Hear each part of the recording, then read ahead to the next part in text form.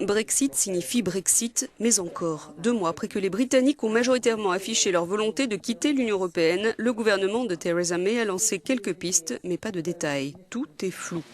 Au sommet du G20, même sur la question de l'immigration, elle a déjà contredit son ministre des Affaires étrangères, Boris Johnson, qui prêchait l'instauration d'un système à points pour les candidats à l'installation sur le sol britannique.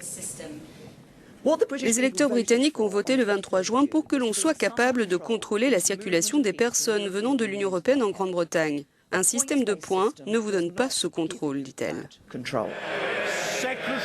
Au G20, les États-Unis ont repoussé un accord économique. Le Japon s'est montré menaçant. Après de belles déclarations sur son pays, leader mondial du libre-échange, le gouvernement a rapidement été rappelé à l'ordre par Bruxelles et ramené sur terre. À la Chambre des communes, le ministre du Brexit, David Davis, n'a pas éclairci les choses. Nous voulons le meilleur accord pour les Britanniques, un accord unique et pas un accord standard. Cela implique un contrôle du nombre de personnes de l'Union européenne autorisées à venir au Royaume-Uni, mais aussi une solution positive pour ceux qui font le commerce de biens et de services. L'opposition pointe du doigt les contradictions du gouvernement et souhaiterait savoir à quoi ressemblera cet accord spécifique.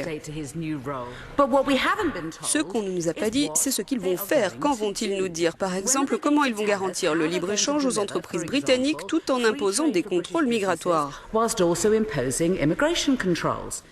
De bonnes questions restées sans réponse, sans doute pour un moment. Les négociations sur les modalités de sortie de l'UE, quand elles s'ouvriront, dureront au maximum 2 ans. Une perspective qui pèse déjà sur l'économie britannique. Quid de la main-d'œuvre pour les producteurs fruitiers, par exemple? Je sais que les cultivateurs ont stoppé leur expansion parce qu'ils ne peuvent pas commander des arbres ou des plants, ne sachant pas s'ils auront de la main-d'œuvre en 2018 ou en 2019 pour ramasser les récoltes. Les anti-Brexit ne renoncent pas pour autant, même si l'idée d'un second référendum a été rejetée par le gouvernement. 7 recours en justice ont été déposés pour que ce soit au Parlement britannique pro-européen que revienne la décision de déclencher ou non la procédure de divorce avec l'UE.